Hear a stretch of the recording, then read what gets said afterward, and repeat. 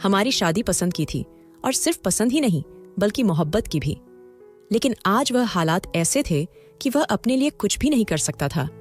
वह एक जिंदा लाश बन चुका था, पूरा दिन बिस्तर पर पड़ा रहता था। कहते हैं कि ऐसे मर्दों की पत्नियां बेराह रवि का शिकार हो जाती हैं, जो या तो बहुत लंबे अरसे के लिए कहीं चले जाते हैं या फिर किसी ऐसी स्थिति में होते हैं। इसीलिए सारा जमाना मुझे शक भरी नजरों से देखता था, लेकिन मैं अपने कदमों पर बिल्कुल सच्ची थी। मैं अपने पति से बेवफाई नहीं कर सकती थी। क्या कोई इतना गिरा हुआ हो सकता है कि एक बंदा जो बीमारी की वजह से बिस्तर पर पड़ा है, आप उसके साथ भी बेवफाई कर डालें? लेकिन यह बात भी अपनी जगह सही है कि दुनिया में ऐसी बहुत सी मिसालें देखने को मिलती हैं, लेकिन मैं ऐसी नहीं थी, और मुझे क्या पता था कि मुझे मिसाल बना दिया जाएगा। क्योंकि आज जब मैं उठी तो मेरे बिस्तर पर मेरे साथ 3 मर्द। मेरा नाम सुनीता है और मेरे पति का नाम राम था। हम लोग सीधे साधे लोग थे, एक ही मोहल्ले में रहते थे, बचपन में एक ही स्कूल में पढ़ते भी थे। फिर मैं बड़ी हो गई और मैंने बाहर जाना बंद कर दिया और मैं जवान हो गई। अब वह मुझे पहचान भी नहीं पाता था, लेकिन आते जाते उसकी नजरें मुझे तलाश करती थीं, पर मैं उसे पहचान लेती थी। कुछ अरसे तक एक दूसरे से फोन पर बात भी हुई। फिर सोचा कि यह सब ठीक नहीं है। अगर किसी को पता चल गया तो बहुत बदनामी हो जाएगी और हमें घर से डांट भी पड़ेगी। इसलिए शादी का इरादा कर लिया। उसने मेरे घर रिश्ता भेजा और मेरे घर वालों ने कबूल कर लिया, क्योंकि जैसा मैंने पहले कहा, हम लोग एक जैसे लोग ही थे। वह भी सीधा सादा और मैं भी। न ज्यादा गरीब थे और न ज्यादा अमीर। बस वही लोग थे जो जितना कमाते हैं उतना इस्तेमाल कर लेते हैं। उनके बड़े बड़े बंगले नहीं होते, वह किराए के घरों में रहते हैं, लोकल बसों में सफर करते हैं, लेकिन अपनी जिंदगी से खुश होते हैं। किसी से मांगना नहीं पड़ता, जैसे तैसे करके खर्चे पूरे हो ही जाते हैं। हमारी जिंदगी भी ऐसी ही थी। मेरी सासू माँ बहुत गुस्से वाली थी। मेरे पति ने मुझे पहले ही कहा था कि मेरी माँ बहुत गुस्से वाली है और वह तुम्हें तंग भी करेंगी। मैंने उसे कहा कि तुम्हारे लिए मैं अपनी सास को बर्दाश्त कर लूंगी, क्योंकि जिंदगी तो मैंने तुम्हारे साथ गुजारनी है। मेरी सास पूरे मोहल्ले में मशहूर थीं, लोगों के घरों की खबरें भी रखती थीं और किसी से सीधे मुंह बात भी नहीं करती थीं। पता नहीं उनको किस बात का घमंड था। उनकी अपनी एक बेटी भी थी, जिसकी शादी उन्होंने बाहर के मुल्क में की थी और वह वहीं रहती थी। अब घर में सिर्फ मेरी सास और मेरा पति ही होता था। वह मुझे वाकई बहुत तंग करती थी। उन्होंने तो शादी के 1 हफ्ते तक ही लिहाज किया, उसके बाद वह अपनी आई पर आ गईं। लेकिन मैं खामोशी से सब कुछ बर्दाश्त कर लेती थी। रात को जब अपने पति के पास आती तो वह कहते कि कहाँ रह जाती हो, मैं तुम्हारा इंतजार कर रहा होता हूँ और तुम घर के काम कर रही होती हो, तुम्हें मेरा कोई ख्याल नहीं है। मैंने कहा कि मुझे रात को बहुत सारे काम होते हैं। मुझे सुबह के लिए आटा गूंथना होता है, बर्तन धोने होते हैं, दूध उबाल कर रखना होता है, आपकी माँ को चाय बनाकर देनी होती है और किचन भी साफ करना होता है। मेरे पति ने मुझे कहा कि मेरे लिए वक्त ही नहीं है तुम्हारे पास। मैंने कहा कि ये सब कुछ भी मैं आप ही के लिए करती हूँ, ताकि इस घर का माहौल अच्छा रहे और आपको कोई परेशानी न हो। तो मेरे पति की आंखों में खुशी से आंसू आ गए। मैंने कहा कि क्या हो गया है? तो कहने लगे कि तुम मेरे लिए वाकई बहुत कुछ करती हो, मैं भी तुम्हारे लिए कुछ करना चाहता हूँ। कल मैं शहर जा रहा हूँ, तुम्हारे लिए अच्छा सा जोड़ा लेकर आऊंगा। मैंने कहा कि मुझे कपड़ों की जरूरत नहीं है, पर उन्होंने कहा कि मैं प्यार से लाऊंगा तो तुम सिलवा लेना और फिर मुझे पहनकर दिखाना कि कैसी लगती हो। मैं भी खुश हो गई। पर अगले दिन जब वह शहर चले गए तो जिस समय उन्हें वापस आना था उस समय तक वापस नहीं आए। 5-6 घंटे गुजर गए। मैंने अपने बाबा से कहा कि आप जरा पता तो करवाएं, क्योंकि वह फोन भी नहीं उठा रहे थे। बाबा ने कहा कि कैसे पता करूं, किससे पूछेंगे। 2-3 घंटे इसी तरह और गुजर गए और रात के 2:30 बज गए। मेरी तो जान अटकी हुई थी। जब फोन आया और उन्होंने सबसे पहले मेरा ही पूछा कि आप राम की पत्नी हैं? मैंने कहा कि जी। उन्होंने कहा कि आपके पति का एक्सीडेंट हो गया है, वह फलां अस्पताल में है, आप लोग तुरंत आ जाएं। यह सुनकर तो मेरे कदमों तले से जमीन खिसक गई। मैं घर से ऐसे भागी जैसे आज अगर नहीं गई तो कुछ बहुत बुरा हो जाएगा। लेकिन शायद बुरा हो चुका था, क्योंकि जब हम लोग अस्पताल पहुंचे तो मेरा पति कोमा में जा चुका था। वहां एक डॉक्टर था, उसका नाम डॉक्टर राहुल था। वही यह केस संभाल रहा था।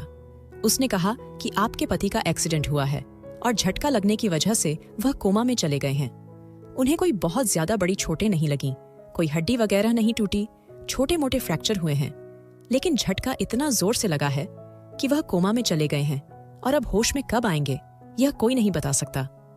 मेरे लिए तो यह खबर ऐसी थी कि जैसे मेरी कयामत आज ही आ गई थी। मैं वहीं जमीन पर बैठ गई और रोने लगी। डॉक्टर ने मुझे कहा कि आप यहाँ से उठें।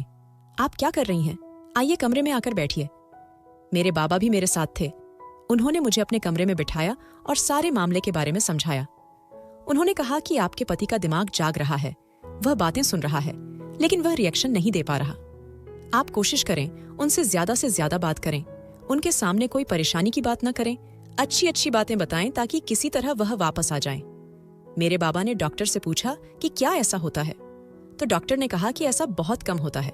यूं समझ लें कि आटे में नमक बराबर, लेकिन ऐसा होता जरूर है और ऐसा हुआ भी है। आप लोगों ने हिम्मत नहीं हारनी। अब आप लोगों के लिए एक बहुत बड़ा इम्तिहान है। मेरा पति जवान था, खूबसूरत था, कसरती बदन का मालिक था, उसके अंदर बहुत ताकत थी। मैंने कभी सोचा भी नहीं था कि मैं उसे इस हाल में देखूंगी। मैं उसके पास ही बैठी थी। मेरे बाबा ने कहा कि बेटा, मैंने तो सुना है कि ऐसे जब इंसान मशीनों के हवाले हो जाता है तो उस पर बहुत ज्यादा खर्चा होता है। मैं एक काम करता हूँ, अपना घर बेच देता हूँ। अभी से बेचने के लिए बात करता हूँ तो जल्दी पैसे मिल जाएंगे, वरना उसके पैसे कौन देगा? तुम्हारे तो ससुर भी जिंदा नहीं है।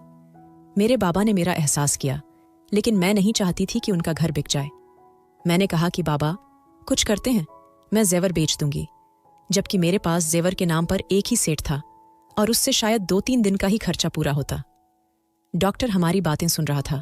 वह सामने आ गया और उसने कहा कि आप फिक्र न करें। अगर आप लोग इतने मजबूर हैं तो आप लोगों को कुछ भी बेचने की जरूरत नहीं है। हमने कहा कि लेकिन फिर खर्चा कहां से होगा? उसने कहा कि यह मेरा अस्पताल है, मेरे साथ एक पार्टनर है, लेकिन इस अस्पताल का मालिक मैं ही हूं। मुझे आप लोगों से कोई पैसे नहीं चाहिए। मैं आपके पति का इलाज मुफ्त में करूंगा। मैं यह बात सुनकर बहुत आभारी हो गई। मुझसे तो मेरे आंसुओं पर काबू ही नहीं पाया जा रहा था। जिंदगी में पहली बार मेरे साथ कुछ ऐसा हो रहा था। इतनी बड़ी मुसीबत मेरे सिर पर आ गिरी थी। मैंने कहा कि क्या मैं अपने पति के साथ यहीं पर रह सकती हूँ? तो मेरे पापा ने कहा कि बेटा, यहां पर रह के क्या होगा?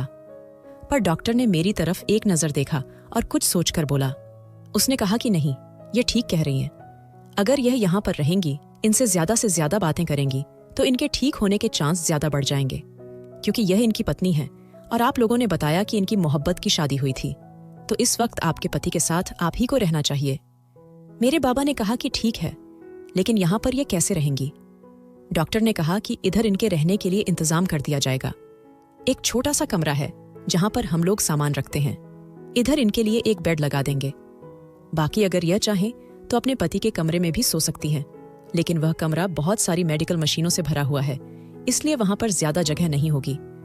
मैंने कहा कि मैं यहीं पर रहूंगी, अपने पति के पास बैठी रहूंगी, उसे छोड़ के नहीं जाऊंगी। उसे छोड़ के मैं जा भी कैसे सकती हूँ? जब सोना होगा तो दूसरे कमरे में जाकर सो जाऊंगी। बस मुझे यहीं पर रहने दें। मेरे पापा ने कहा कि ठीक है, कोई बात नहीं। और डॉक्टर इतना अच्छा था, हमारे साथ अच्छा बिहेव कर रहा था।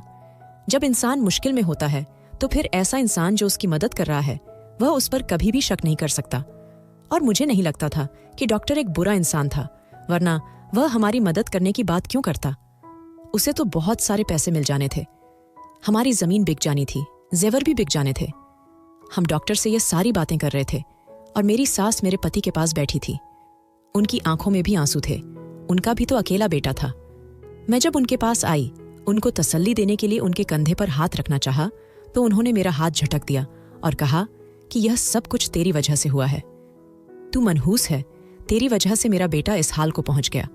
तूने ही उसे भेजा था, अगर तू न भेजती तो यह सब न होता। मैंने कहा कि मैंने नहीं भेजा था, वह अपनी मर्जी से गए थे। मेरी सास ने सबके सामने मेरी बेइज्जती करनी शुरू कर दी। तू तो है ही ऐसी, तूने तो शादी से पहले ही मेरे बेटे को फंसा लिया था। तेरे जैसी औरतों के घर नहीं बसते, क्योंकि उनके पीछे बद्दुआएं होती हैं और तेरे पीछे मेरी बद्दुआएं हमेशा रहेंगी। यहां तक कि मेरे बाबा ने कह दिया कि आपको ऐसी बात नहीं करनी चाहिए, यह मुनासिब नहीं है।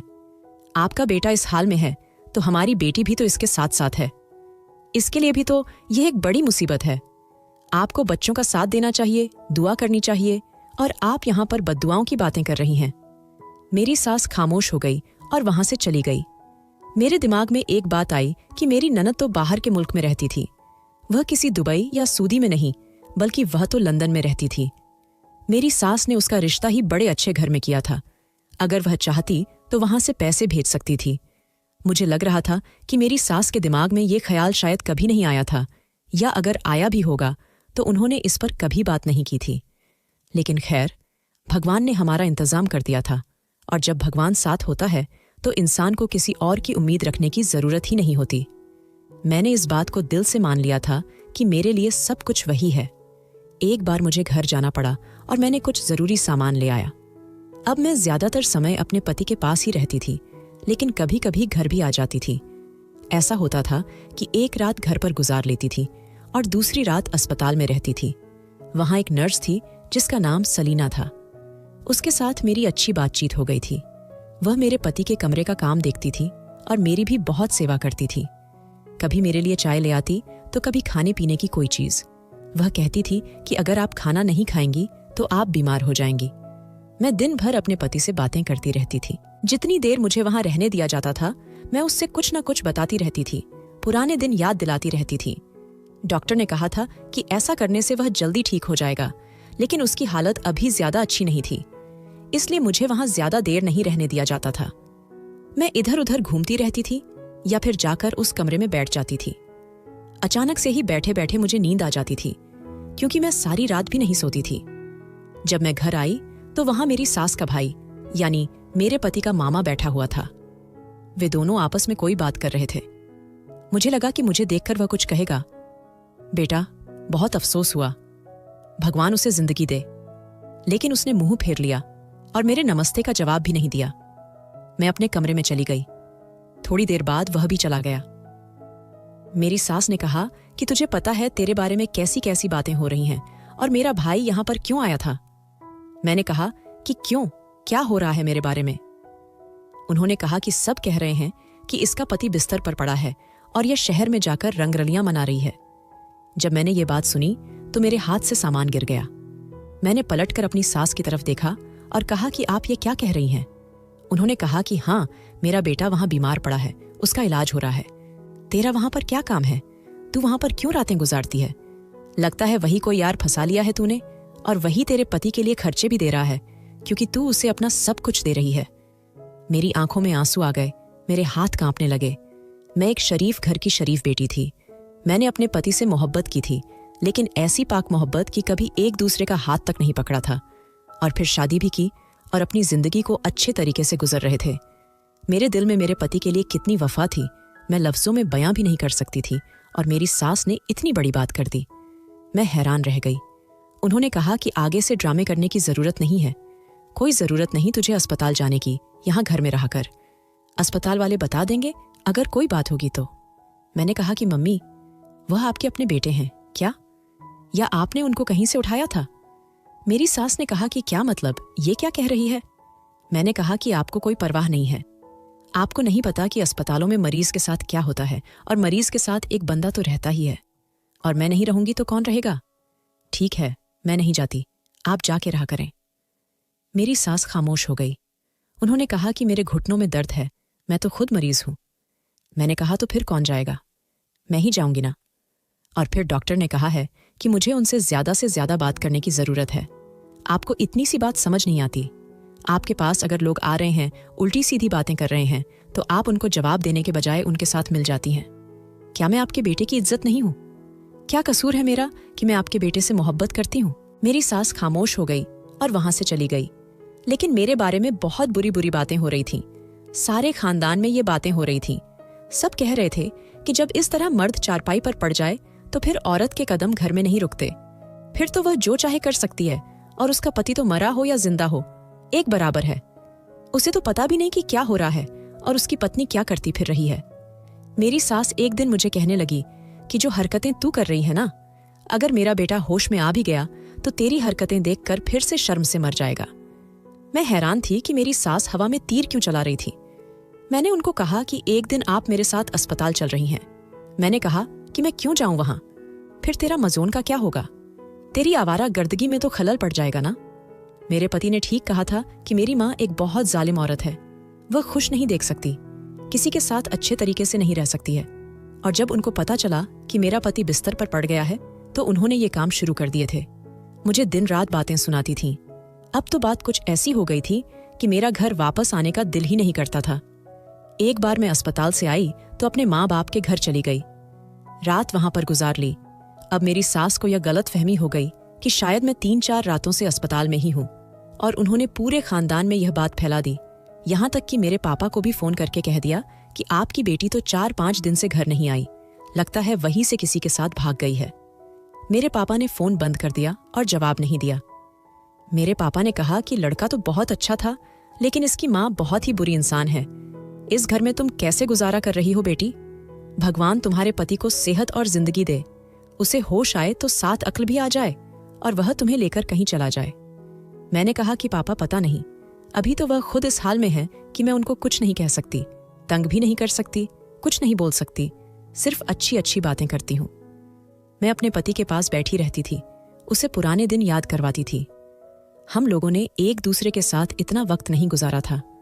यह हमारी शादी को ज्यादा अरसा ही नहीं हुआ था, लेकिन फिर भी वे छोटे छोटे पल, वे छोटी छोटी खुशियां, वे लम्हे जो मैंने उसके साथ गुजारे थे, मैं उसे बताती रहती थी। एक दिन मैं उसे बता रही थी कि कैसे वह दरवाजे के पीछे छुप गया था, और जब मैं कमरे में आई तो उसने मुझे गले से लगा लिया था और मैं इतना ज्यादा डर गई थी। मैं यह बात कर रही थी कि मैंने पलट कर देखा तो पीछे डॉक्टर राहुल खड़ा था। मैं शर्मिंदा हो गई कि कहीं उसने हमारी बातें तो नहीं सुन ली, लेकिन मुझे लगता है कि शायद अभी अभी ही कमरे में आया था। मेरे पति को चेक करने के लिए आया था। मेरी आंखों में आंसू थे। उसने कहा कि आप परेशान नहीं होना, सब कुछ ठीक हो जाएगा, आप बहुत खूबसूरत और अच्छी इंसान हैं। वह मेरी तारीफ कर रहा था तो उसने मुझे खूबसूरत क्यों कहा? फिर मैंने सोचा कि शायद उसके मुंह से निकल गया होगा, इसमें बाल की खाल निकालने की कोई जरूरत नहीं है, यह तो हमारी इतनी मदद कर रहा था। मैंने पता करवाया था कि एक कोमा के मरीज पर ना जाने दिन में कितने हजार रुपए का खर्चा होता है। एक दिन में ही इतने पैसे लग जाते हैं जितने पैसे हम लोग शायद 4-5 महीने में खर्च होने का तसव्वुर कर रहे थे। ऐसे में डॉक्टर हमारी इतनी ज्यादा मदद कर रहा था। उसने जाते हुए मुझसे कहा कि आप अपने पति से बहुत मोहब्बत करती हैं। मैंने कहा कि हाँ, बहुत ज्यादा। उसने कहा कि लेकिन मुझे आपकी तबीयत भी कुछ ठीक नहीं लग रही, आप पहले से कमजोर हो गई हैं। मैंने कहा कि क्या करूं डॉक्टर, जब राम की ऐसी हालत होती है तो ना कुछ खाने का दिल करता है, ना पीने का, और अचानक से नींद आ जाती है। वह सलीना बेचारी बहुत अच्छी है, मेरे पीछे पीछे फिरती है, कभी चाय लेकर आती है, कभी जूस लेकर आती है। मुझे तो यह समझ नहीं आ रही कि मुझे बेमौके की नींद क्यों आ रही है। दिन में नींद आ जाती है लेकिन रात में नहीं सोती हूँ। डॉक्टर ने कहा कि आपने अपना सारा निजाम गड़बड़ कर लिया है, आप ठीक से खाना नहीं खा रही हैं, रात को सो नहीं रही है, तो फिर दिन में नींद आएगी ना। इंसानी जिस्म ने आराम तो करना होता है। अब अगर आप उसे आराम करने का मुनासिब मौका नहीं दें तो वह कहीं ना कहीं से टाइम निकालेगा ताकि आराम कर सके। इसलिए आपको बेमौके की नींद आ रही है, अब परेशान नहीं होना। मैंने कहा कि आपको क्या लगता है कि अकरम की हालत पहले से बेहतर है? उन्होंने कहा कि अभी तो मैं आपसे यही कहूंगा कि कोई अच्छी खबर नहीं है, लेकिन कोई बुरी खबर भी नहीं है। मैंने कहा कि अगर इसी तरह बहुत अरसा गुजर गया तो फिर क्या होगा? डॉक्टर ने कहा कि यह तो मैंने अभी नहीं सोचा है, लेकिन देखें, मैं आप लोगों से पैसे नहीं ले रहा, पर मेरा अपना खर्च हो रहा है, और मैं उम्मीद करता हूं कि आपका पति जल्दी ठीक हो जाए, क्योंकि अगर इसी तरह 1 साल या 2-3 साल गुजर गए तो इतने अरसे तक कौन उसे रखेगा? फिर आप लोगों को खुद ही कोई इंतजाम करना पड़ेगा। मैंने अपने पापा को यह बात बताई, वह भी बहुत परेशान थे। उन्होंने कहा कि बेटी, तेरे साथ इतना बुरा कैसे हो गया? तुझे किसी की नजर लग गई? अगर तेरा पति कभी भी वापस नहीं आया और हमेशा ऐसे ही पड़ा रहा तो हम क्या करेंगे? हम तो गरीब लोग हैं, ये कोई फिल्म या ड्रामा तो नहीं है जिसमें इतने सालों तक इंसान कोमा में पड़ा रहता है और फिर एक दिन वापस आ जाता है। हम उसे इतने सालों तक कैसे रखेंगे? हमारे पास तो इतने पैसे ही नहीं हैं। अगर घर में इंतजाम किया तो घर में भी मशीनें वगैरह चाहिए होंगी, और हमारे देश में तो इतनी बिजली जाती है, तो समझ रही हूं ना कि यह मामला कितने लंबे छोड़े और कितने उलझे हुए हैं। मैं सब कुछ समझ रही थी, लेकिन मैं क्या करती? मेरे हाथ में कुछ भी नहीं था, कोई हुनर भी नहीं था। मैंने तो सिर्फ BA तक तालीम हासिल की थी। अगर मैं किसी स्कूल में पढ़ाती तो वो मुझे 4-5 हजार रुपये से ज्यादा नहीं देते, और इससे ज्यादा तो एक दिन में खर्च हो रहा था। मेरे पापा अगर अपना घर बेच देते और खुद किराए पे आ जाते तो उनके लिए कितनी बड़ी मुसीबत बन जाती, और फिर उनके घर के बाकी हुए पैसे भी तो एक दिन खत्म हो जाते। पैसा भला किसी के पास टिकता है? क्या खत्म हो जाता है एक दिन में? मैंने अपनी सास से गुस्से में कहा कि आप अपनी बेटी से कुछ पैसे उधार क्यों नहीं लेती? वहां के पैसे तो यहाँ आकर बहुत ज्यादा बन जाएंगे, हमारी काफी मदद हो जाएगी। मेरी सास ने कहा कि कोई जरूरत नहीं है, मुझे पता चला है कि डॉक्टर मुफ्त में इलाज कर रहा है और तू मेरी बेटी से पैसे निकालवाना चाहती है, झूठ बोलती है, धांधली करती है हमारे साथ। इधर डॉक्टर मुफ्त में इलाज कर रहा है और फिर तुझे किस बात के पैसे दे? हम्मे ने कहा कि मुझे नहीं, हॉस्पिटल वालों को क्यों? के डॉक्टर हमेशा तो इलाज मुफ्त में नहीं करेगा। मेरी सास ने कहा कि फिर तो कुछ कर, जवान है, खूबसूरत है, किसी तरह पैसे कमा। मेरी सास का क्या मतलब था कि मैं जवान हूं, खूबसूरत हूं, तो मैं अपनी जवानी और खूबसूरती का फायदा उठाऊं। मेरे साथ में तो हर हद पार कर दी थी। मैं हॉस्पिटल के इस कमरे में बैठी थी। आज मुझे वापस जाना था। मुझे वापस जाकर अपनी सास को अपना मुंह दिखाना पड़ता था। यह मैं वापस आ गई हूं। फिर घर के काम भी होते थे। मैं जब जाती तो वो मेरे लिए घर के काम रख के बैठी होती थी। सारे घर के कपड़े होते थे, जो बहुत नींद होती थी। किचन की ऐसी हालत होती थी कि जैसे यहां पे किसी औरत ने नहीं, बल्कि किसी छोटे बच्चे ने काम किया है। सारे बर्तन गंदे होते थे। अगर मैं 2 दिन नहीं जाती तो वो 2 दिन के काम एक साथ रख के बैठी होती थी। मैं सारे काम खुद करती थी। बहुत ज्यादा थक जाती थी। एक इंसान परेशान हो, ऊपर से उसे कहीं से सुकून भी न हो, तो वो क्या करे? मुझे तो ऐसा लगता है कि मैं खुद बीमार हो जाऊंगी जब तक मेरा पति ठीक होगा। मैं खुद उसकी जैसी हालत में चली जाऊंगी। डॉक्टर ने भी यही कहा था कि मैंने अपना निजाम गड़बड़ कर लिया। मुझे आराम और सुकून की जरूरत है, पर मेरी जिंदगी में कोई आराम और सुकून था ही नहीं। आज मुझे वापस तो जाना था, लेकिन मैं नहीं जाना चाहती थी। मैं इसी कमरे में बैठी थी। बैठे बैठे मुझे नींद आ गई। थोड़ी देर पहले सैमा आई थी। उसने मुझे चाय पिलाई। कहते हैं कि चाय पीने से नींद नहीं आती, लेकिन मुझे चाय पीने के बाद भी नींद आ गई और मैं कब सोई मुझे पता ही नहीं चला। लेकिन जब होश आया तो सामने का मंजर देखकर हैरान रह गई। इस कमरे में कुछ बहुत अजीब हो रहा था। मैं उठ के बाथरूम चली गई थी। जब वापस आई तो मैंने देखा सलीना मेरे बिस्तर को जल्दी जल्दी साफ कर रही थी। मैंने कहा कि क्या कर रही हो तुम? यह बिस्तर तो साफ था। उसने कहा कि नहीं, साफ नहीं था, बहुत गंदा था। जब वह चादर को लेके वहां से जाने लगी तो मैंने कहा कि दिखाओ मुझे कैसा गंदा था। जब मैंने चादर देखी तो मेरे कदमों तले से जमीन निकल गई। मैंने उसके मुंह पे थप्पड़ दे मारा। मैंने कहा कि यह है तुम्हारी असलियत, यह सब कुछ करती रही हो तुम। मैंने उससे बालों से पकड़ लिया और पूछा कि किसने किया यह सब? कुछ तो उसने मुझे डॉक्टर राहुल का नाम बताया और मैं हैरान रह गई। मुझे ऐसा लगा कि मेरे जिस्म से जान ही निकल गई। इसलिए वो हमारी मदद कर रहा था। और यह जो मुझे रोज चाय शरबत पिलाती थी, उसके अंदर कोई नींद की दवाई मिला देती थी। मैं अभी पागल थी ना? कैसे मान लेती? मैंने कोई बिला वजह किसी की मदद करता है? अरे यहां पर कोई किसी की मदद नहीं करता है। सबको अपनी परी होती है। हर इंसान अपने पेट पे हाथ मारता है, अपनी जरूरत के लिए बैठा होता है। तो फिर यह सब मैंने कैसे सोच लिया? मुझे पहले ही समझ जाना चाहिए था। मैं रोती रोती अपने पति के पास गई और मैंने बुरी तरह से रोना शुरू कर दिया। उससे रोते हुए सब कुछ बता दिया। मैंने कहा कि देखो मेरे साथ इस दुनिया ने क्या कर दिया। जिस औरत के साथ उसका पति नहीं होता, उसके साथ ये दुनिया क्या करती है। मैं तुम्हारी यहां पर आती थी, तुम्हारे पास बैठी थी, तुम्हें अकेला नहीं छोड़ना चाहती थी, लेकिन मैं अकेली हूं। मेरे साथ कोई नहीं है। मैं किसी को भी यह बात बताऊंगी, वो मुझे ही कसूरवार समझेगा। इस मर्द का कुछ नहीं बिगाड़ सकता। जब मैंने पलट कर देखा तो डॉक्टर पीछे खड़ा था। मैंने कहा कि तुम्हें तो मैं जिंदा नहीं छोड़ूंगी, तुमने मेरी जिंदगी बर्बाद कर दिया। उसने कहा कि तुम्हारी जिंदगी बर्बाद नहीं आबाद की है। मैंने, तुम्हारा पति तो पड़ा हुआ है, यह तो कभी नहीं उठेगा। मुझे देखो, मैं खूबसूरत हूं, अमीर हूं, तुम भी खूबसूरत हो। हमें एक दूसरे से शादी कर लेनी चाहिए और तुम्हारे पति को मैं नींद में ही इस दुनिया से भेज दूंगा और मामला खत्म हो जाएगा। मैंने कहा कि मेरे पास भी मत आना। मैं दूर दूर हटने लगी। वह आगे आगे आने लगा। जब अचानक से मेरी आंखों ने एक कुछ ऐसा देखा, मेरे पतों की आंखें तो बंद थीं, लेकिन उसने बाजू बढ़ाकर डॉक्टर राहुल का गला दबा लिया था। डॉक्टर राहुल की सांसें बंद हो रही थीं। जब वह चीखने चिल्लाने लगा तो हॉस्पिटल का अमीला अंदर आ गया।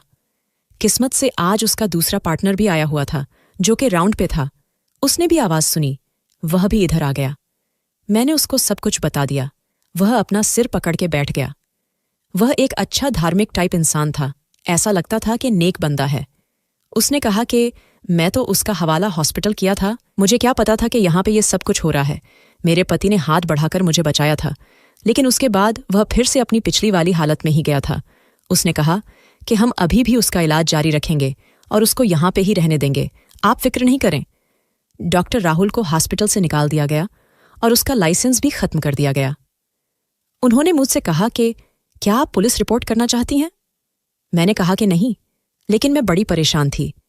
इस बारे में सिर्फ मैं और मेरा पति ही जानते थे। 3 महीने मजीद गुजर गए और फिर एक दिन मेरे पति को होश आया। उसे सब कुछ पता था, लेकिन वह जानता था कि ये सब कुछ हमारे साथ होना सिर्फ एक हादसा था, इसलिए उसने मुझे कभी इस बात का ताना नहीं दिया। उसकी तबीयत ठीक हो गई। उसके बाद वह 1 महीने और हॉस्पिटल में रहा था कि बिल्कुल ठीक हो जाए। हमने हॉस्पिटल वालों का शुक्रिया अदा किया और हम लोग घर पे आ गए। मेरे पति को अभी तक मेरी मां का रवैया पता ही चुका था। मेरे पति घर में भी कुछ महीने रहा और उसके बाद उसने कहीं से उधार ले लिया और मुझे लेकर एक तरफ हो गया। वहां जाकर हमने घर में ही दुकान बना ली। अब हम लोग अपनी दुकान चलाते हैं, वहीं से कुछ पैसों से उधार दे देते हैं और दोनों पति पत्नी एक साथ रहते हैं। मेरी सास अपने रिश्तेदारों के पास चली गई है। उनको उनके बेटे के वापस आने की खुशी तो हुई, लेकिन उन्होंने मेरे बारे में ऐसी ऐसी बातें की कि मेरे पति ने सोच लिया कि मैं उनके साथ नहीं रह सकती और वह मुझे अपने साथ कभी भी खुश नहीं रहने देंगे। इसीलिए मेरे पति ने यह फैसला किया। मैं हैरान हूं कि हम कैसे जिंदगी की इतनी बड़ी मुसीबत से निकल आए। हम दोनों के साथ बहुत बुरा हुआ। कोई किसी की मदद नहीं करता जब तक कि उसे कोई मतलब ना हो। कुछ नीक लोग होते हैं जो आपकी मदद करते हैं, बिल्कुल बिना किसी मतलब की, लेकिन ऐसे लोग बहुत कम होते हैं। हॉस्पिटल का दूसरा मालिक ऐसे ही था। उसने हमारी मदद की थी। हमें तो उसे हमसे कोई मतलब नहीं था। वह डॉक्टर अब भी आउट ऑफ सर्विस है और कोई हॉस्पिटल उसे नौकरी नहीं देगा। इसके बाद रिकॉर्ड खराब हो चुका है। मुझे कभी कभी ये सब याद आता है तो मैं बहुत रोती हूँ, लेकिन मेरा पति मुझे तसल्ली देता है और कहता है कि परेशान होने या रोने की जरूरत नहीं है, मैं तुम्हारे साथ हूँ। मैं हैरान हूं कि कैसे मेरा पति, जो एक ऐसी कंडीशन में पड़ा था कि वह एक उंगली भी नहीं हिला सकता था, उसने मेरी जान बचाने के लिए अपना पूरा बाहु बढ़ा लिया था। शायद इसी को मोहब्बत कहते हैं। मुझे मेरे पति से बहुत मोहब्बत है। ये मोहब्बत ही है कि मैं अभी तक जिंदा हूं, नहीं तो मैं तो आत्मा हटाया करना चाहती थी।